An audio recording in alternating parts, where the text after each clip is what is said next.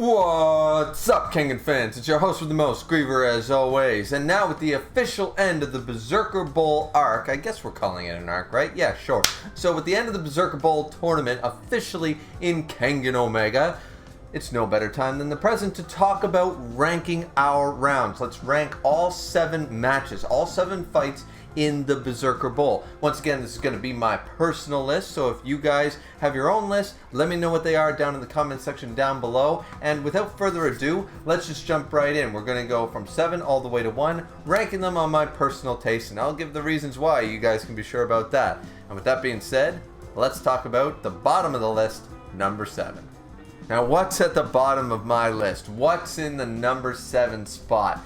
Well, I would be shocked if anybody else, and you guys can let me know if anybody else is going to put this fight at the very bottom of all the Berserker Bowl fights. 3, 2, 1, gotta say it. It's Koga versus Leonardo. It is. And I got 2 words for you. 2 damn words for you as to why. Because most of you are going, whoa, Griever, are you trying to troll us? Are you just doing this for the lulz? Are you doing this for the view count? Well, doing all that, of course. But no, I got 2 words for you as to why this fight is worse than all the other fights. Weeping Willow. That's it. That's why. Because unlike all the other fights on this list, unlike all the others, nothing was narratively stupid, character breaking almost, and pissed me off and pissed the community off more than Koga using redirection kata Weeping Willow. Can anybody actually make that argument? Can anybody say that that's not when people were the most pissed off? Not only, and to add salt to that wound, we'll talk about the little bit of salt on that, but the fact that Koga, and a lot of people don't like the Nico style and stuff, and I get it, I do get it, I don't have a problem with the Nico style. I understand people are saying it's OP, too many people using it, whatever, but Koga learning Adamantium kata never bothered me. Learning Iron Breaker makes sense. He's a karate guy. He's a brawler. He's a karate guy. Learning Indestructible even. Fine dandy. Flame Kata, we're getting a little bit away, but he's combining it with Adamantium to make Flashing Steel. Okay, whatever. Weeping Willow? What? You've been training with Cosmo, his master, and Adam. You've been training with Seki and Jose. You've been training with guys that do grabs and throws and holds and all this stuff. And instead, and I'm not saying he should have, he's a karate brawler, right? That's his style.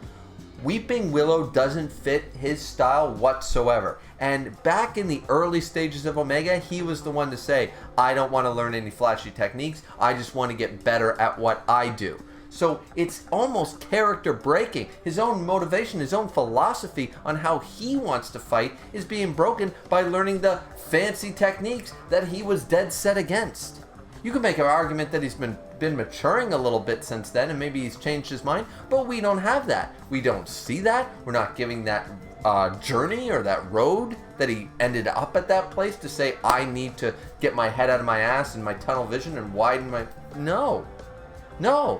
He hasn't earned it, he hasn't done it, and him having Weeping Willow was not only plot convenient to be able to win against Leonardo, but also it doesn't fit him whatsoever. And he didn't, I don't believe he used it for the rest of the Berserker Bowl. So it was a one-off, plot convenient, and narratively terrible choice because Koga as a character should never have agreed from Oma to even learn it. Oma wants to teach him some Flame Kata moves, wants to teach him Adamantium Kata, whatever, Koga would eat that shit up. But the fact that he's saying, oh yeah, I'll totally learn techniques. He didn't learn wrestling from Seki. He didn't learn grappling and techniques from Kurishi or Cosmo. He did not learn this stuff. He didn't learn hockey from Adam, for God's sakes. He didn't learn these things. He learned body conditioning, strength training, that kind of stuff to improve upon himself, to make his own style and make it his own.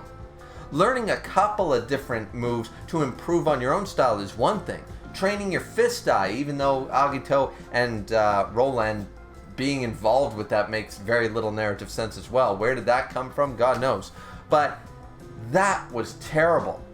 So that's what made this fight really have this bitter taste to it. This really looking through it from then on going, really? This is what we're doing? Some people could argue this is butchering Koga as a character, and even though I think that's a little strong, I don't agree with him having Weeping Willow whatsoever. I think that was a terrible narrative choice, character choice from Sandro. I don't think he ever should have had it. And I'm glad he's not using it anymore. But that really took me out of the moment, took me out of the immersion. Hated it as a result. And then he beats Leonardo. Not only does that not be the reason he beats Leonardo, but he uses that move early on in the fight. And then with Mendel color commenting on this fight, because we keep changing those out, we learn that these Purgatory Gladiators, these A-list and S-tier fighters, some people could argue A and B tier fighters, whatever, but these guys, he's going up to them and saying, hey, can you teach me all your secrets of your style? Can you teach me how to get out of the hold? Can you teach me how to strike? Can you teach me how to be fast? Can you teach me? No! From a character perspective, he didn't only butcher his own character, he started making the other characters look like morons. None of these guys, are you telling me in Kengan Asura had any of them, had friggin' anybody went up to Agito and say, hey, can you teach me Formless? No. If they went up to Mikitsuchi or Hatsumi or Oma, could you teach me this? Could you teach me that? Went up to Ryan, hey, Ryan, can you teach me removal? No, they all would have said, you're a rival. I'm not your babysitter. Like, they would hold all the secrets of how they fight right here. They're not teaching anybody shit. Pre-initiative, I'm not teaching you that. I'm not teaching you removal. I'm not teaching the Nico style. I'm not teaching... Nobody would teach anybody anything. Hey, Wakatsuki, can you teach me Blast Core? No. So all of a sudden, this place has gotten to this point where these characters, Lou, and like, it's not just Weeping Willow being taught. Like, Oma teaching him part of the Nico style is one thing, but then Roland and Agito being involved, and now all of a sudden Lou, however you say his name, and Carlos are just agreeing off, yeah, sure, whatever, I'm going to teach you the secrets of how I do things to Koga. This fight did so many things wrong that I couldn't even enjoy the fight itself. So even if you could argue that this fight is better than some on the list, at the end of the day, it's the worst from a narrative and character perspective, 100%, and that's why it's at the bottom. Moving on to number 6. Now that the big rant one is out of the way, now that the bottom, now that the worst is out of the way, the number 6 fight will probably surprise, well, no one, because most people are probably going to put it at the bottom of their list, and it's the championship match. It's Rahito versus Koga, and the reason people put it on there is, and why it's so low? Well, sort of hard to judge a fight that we didn't actually see that got off screen, right? Sort of hard to judge that one. However, unlike the one at the bottom, which we already talked about, this fight didn't actually, other than being off-screened, the fight itself, from what we understand, was a no diff, which everybody expected pretty much. And so there was no MC plot armor like in round 1. There was no MC plot armor here in the championship match. Rahito reached transcendence in his fight against Xiao Pang. He could absolutely no diff Koga and showcase that regardless of injuries that they both had sustained in their fights leading up to this match, though you could argue Koga was far more injured. I would absolutely take that, but at 100% health, I don't think Koga ever stood a chance. Rahito had his evolution in the Berserker Bowl. He won, and as the dark horse winning this entire thing, because most people bet on Xiao Pang or Cosmo or Koga for MC plot armor reasons, I didn't see anybody, YouTube, Reddit, anybody say that Rahito was going to take the Berserker Bowl when we first got this announcement. So the fact that Rahito won is a big plus. Even if the fight was off screen, Rahito finally got that true and honest W to actually not just a round or winning against a good opponent like Xiao Pang. No, he won the whole damn thing. Great character moment, great evolution, great way to show off how far Rahito's come from way at the beginning of Asura all the way up to almost 200 chapters into Omega. We finally see Rahito getting a little bit of screen time, a little bit of respect, that kind of idea as a fighter. He has not been stagnant, he has grown under the care of Kuroki, and he has not been sitting on his laurels. So definitely not the best fight, seeing as we didn't see most of it, but a no diff is still a no diff, and we can really summarize what went down there. So Rahito versus Koga is number 6. Let's go to the 5th fight on the list. Now my number 5 might piss some people off. Probably a lot of people have it in their top 3, and that fight is going to be Ryuki versus Koga. And my reasoning is, before you start, typing away in the comments section how that makes no sense, how could it be so low, etc., etc. If you're already not pissed at Koga versus Leo being in the bottom, Ryuki versus Koga is probably, in some people's, even top 3. The reason I'm having it here is not that the fight is bad. I don't think any of the 5 fights going forward are bad. Ryuki versus Koga isn't a bad fight. Character-wise, it's actually much more interesting. We're starting to finally close the book on the Naruto-Sasuke portion of Koga and Ryuki's relationship, and we can move forward into, hopefully, a very exciting new arc, the rescue arc. But, that being said, Ryuki versus Koga was predictable. It's a very predictable fight. Kengan, for some of its faults, and for some of its plot choices, for the most part, the matches are usually anybody's game. There's not a whole lot of plot convenience, especially in Kengan Asura. There was absolutely none. And as far as I'm concerned, and in this one, there has been more than in Asura, but it's been tame for the most part. This was a very plot chapter, or plot fight. This was a very, we needed to see it. It was a predictable fight. It was a matchup we knew we had to get at some point, whether it was here in the Berserker Bowl or whether it happened later. It needed to happen. We knew what it was going to end up as. We knew it was going to be high diff. It didn't surprise anybody. And one of the things Kengan does is surprise people in their matchups and in their fights for the most part. So, definitely not a bad fight in terms of actual how many chapters it was, and the different techniques being used, and all that stuff. And ending with Earth Crouching Dragon to showcase that Ryuki had really lost his way was a good send-off. And a good way to end that part of his character, though it was a little rushed with the Setsuna stuff, and moving forward with the two of them. But, as I said, it was the Naruto-Sasuke predictable end to their fight, and moving on sort of idea. So, anyways, that's why it's the 5th one, because there's not really anything super exciting that really happened in the fight for me. Number 4. Now, number 4, people are going to say, really, this is high up? Because I can see some people saying that this is at their bottom, that this is their personal worst fight in the round. And that's Mark Myers versus Rahito, ladies and gentlemen. Mark Myers versus Rahito. Now, the reason this fight, and some of you are probably going to call me crazy that this fight is actually similar to Rahito versus Koga was a fight. At least we got to see this one, so it's definitely got to be above the championship match. But the fact of the matter is, it's a nice reversal and good characterization for Rahito. And unlike, the reason it's one step above Ryuki versus Koga is because other than, well, actually nothing.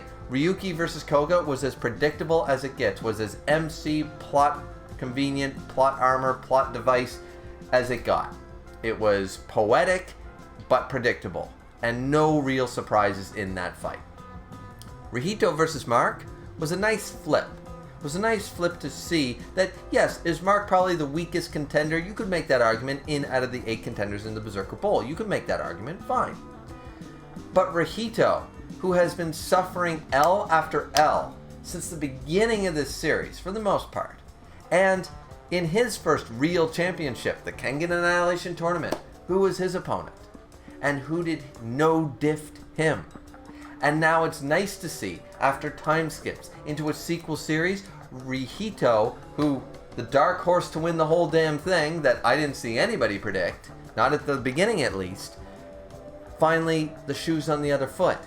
He's showcasing that he is going to take out the D and C tier fighter, just like what happened to him, the reverse. His master, Kuroki Gensai, did it to him, and now, after actually growing as a character, growing as a fighter, and getting to the level he got to, and he hadn't reached Transcendence yet, that's not till the next round, but the fact of the matter is that he no-diffs Mark Myers. You could argue a low diff, I'm going to say basically no-diffed him. Very similar and parallel to his own master, Kuroki Gensai, and what happened to him in the past. I just really like it from a narrative perspective, and it was the first little seed for us as viewers and readers. It was the first little seed to say to us, hey, Rahito might actually do something in this tournament. Because as I said before, I didn't see anybody tell me that he was going to win the whole damn thing. Didn't hear a single one. I'm sure they were out there, but did you really believe it? Well, it definitely happened, and I can see why everyone had their doubts. But anyway, that's my number 4. Let's move on to the top 3. Now, the top 3 are all very good fights, and you guys know, by this point, know which ones they are. But in what order? Now, for the most part, I hum and hawed around with the top 3, sort of flipping back and forth between which ones I enjoyed more. But I'm pretty confident in the 3rd place spot. 1 and 2 are more flip-flop for me, but 3rd place for one big reason, and we'll talk about that. But it was a very exciting fight, and that one is Adam Dudley versus Ryuki. Now, this fight was really intense, really good, action-packed. Adam finally, a lot of people not liking Ryuki, right? A lot of people not a fan of the dragon, okay? A lot of people not liking him, and I understand why. I didn't like him much at the beginning of the series, and that hasn't changed much up till almost 200 chapters later. That being said, Adam really gave him the thrashing that we all wanted to see, and it was sort of interesting to see everyone who didn't really like Adam very much, of course, from Asura, sort of being on a team Adam in this fight, right? So that was a cool dynamic, and also just seeing Adam completely wipe the floor with him. For the majority of the fight, Ryuki got his ass kicked, right? I think we can all agree on that. So that was a good beatdown. It was a good fight. Adam showcasing that he's definitely improved since Asura. The one negative, and what kept it out of one of the, top spots, was the fact that Adam does something that is clearly similar to certain character breaking, not so much character breaking, this one's a little more weaker, but something that was clearly plot convenient so we could have the very predictable Koga versus Ryuki grudge match, right? And that was the fact that he doesn't kick or hit an opponent when they're down. No. The Adam we first met from America with fuck written across his teeth, I would make the argument he'd kick you in the balls, he'd gouge out your eyes, he'd bite, he'd chomp on your neck and tear out the flesh if he had the choice just to win a fight when we first got introduced to this maniac in Asura. When we first saw this guy, we knew he was dangerous, he was cold-blooded. You could tell that he would absolutely make it so a guy couldn't have kids tomorrow for looking at him funny. And now you're going to make the argument that this guy has a code of honor conveniently that was never brought up before and stuff like that. Granted, we didn't see a whole lot of his fight, and you could argue he's matured since then and maybe came into himself a little bit. But since it sort of came out of nowhere, unexpected, and we certainly didn't expect it from this guy, I would argue that is what really holds this fight back from otherwise being a really good fight. It took a lot of us out of the moment. Some of us didn't like it. I'm not the biggest fan. It didn't break the fight or ruin the fight for me, unlike a certain other Weeping Willow. But this fight, yeah, it was still a very solid fight. Adam treating Ryuki like a rag doll was awesome. But that one little niche sort of takes it out of one of the top spots. But let's move on to the top spots with number 2. Now, as I said, I'm sort of flip-flopping between which of these fights I enjoyed more. But for the number 2 spot, I guess for right now, we're going to go Cao Pang versus Cosmo. We're going Cao Pang versus Cosmo. Now, this was a fight that everyone, when the Berserker Bowl was first announced and we knew who the contenders were, everyone said Cosmo or Cao Pang taking the whole thing. A lot of people thought Cao Pang or Cosmo in the championship match. That's going to be the fight to see. And we got it, subverting expectations, which is what Kengan is. When it's on, is subverting expectations, not only in the fights, but in who fights who. And having Cao Pang versus Cosmo, the obvious championship match, the hype match to see, being in round 1, not only round 1, but the first match? One of them's going to lose? Wait a minute now.